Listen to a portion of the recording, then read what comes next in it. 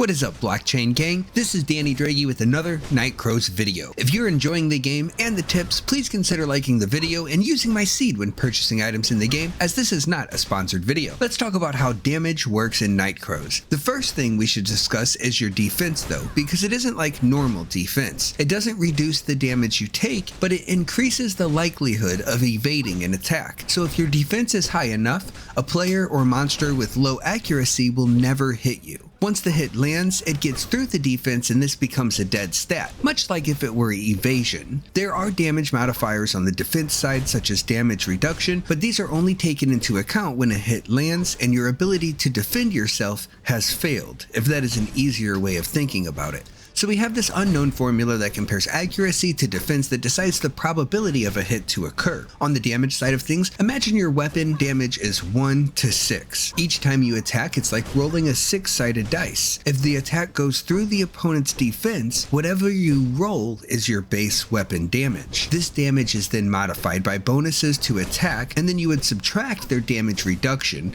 to reach the amount of health to deduct. When you roll the maximum damage possible, you'll see the word max over an enemy's head in gold letters. These damage modifiers are based on if the damage is from melee, ranged, or magic attack, as well as if the target is a normal monster, boss, or player. You can also nullify damage reduction with negation. Now, after rolling your base damage dice, imagine rolling another one.